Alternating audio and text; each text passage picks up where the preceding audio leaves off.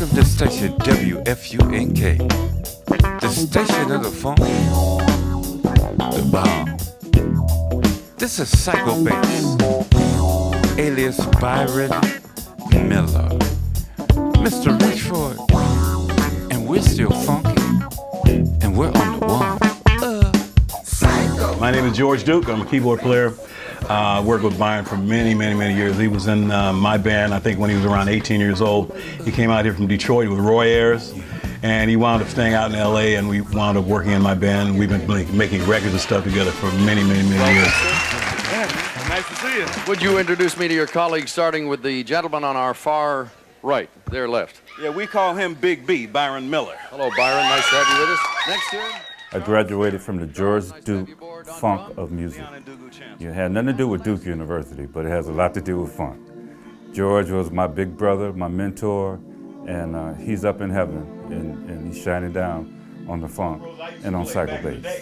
This is like a rose I used to play. For anyone that has their own style, they're different. For anyone that has their own style and it's acceptable, they're one of the best. So that would be Byron Miller. Besides being an amazing spirit personified, he is a serious mother plucker, on the bass, of course. And he just always stays true to his music, always stays true to making things work in a fashionable way with his friends and the spirit-filledness of himself. And he's just as crazy as can be. And that's a good thing, you know, because the positive crazy, you move forward, make the music happen, and honored to work with my man, B. Miller.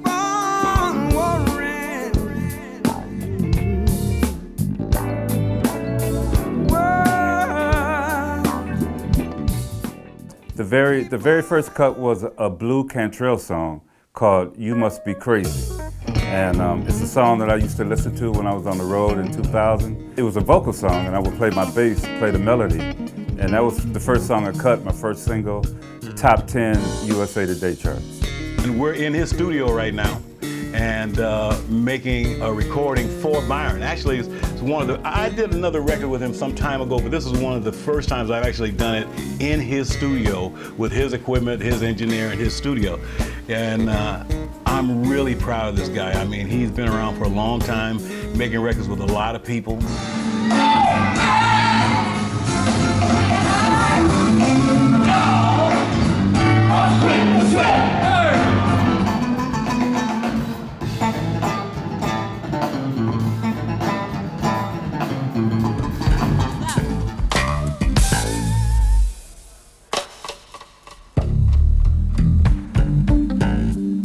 Byron Miller was one of the first bass players playing the electric bass to have a hit record playing a bass solo.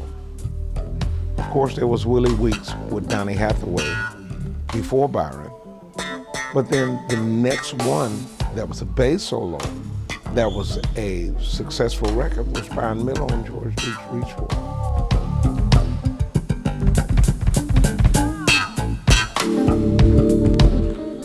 Well, he's an official cellar dweller. I talk about him all the time.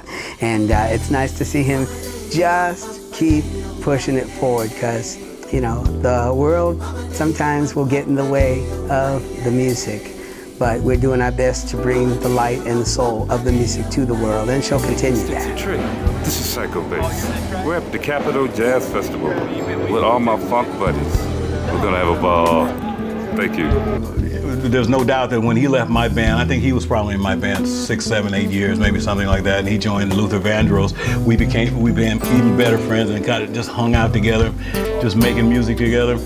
And it's really a treat to be here making this record with him, because he's done so many things for me that I'm really happy to be able to do this for him.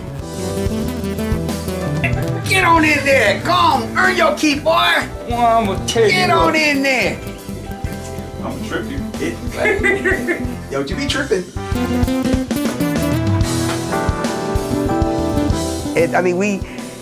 It's amazing that we get up and are able to do this, to sing and play and celebrate.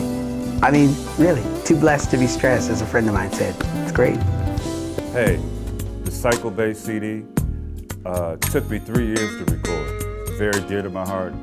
3 of the last songs I ever played with George Strait, we recorded here right in my studio. The 3rd single, It's in Your Eyes, is currently out and it's doing well. It's climbing the charts. Go to iTunes, type in Byron Miller, Psycho Bass. Check it out. You will not be disappointed.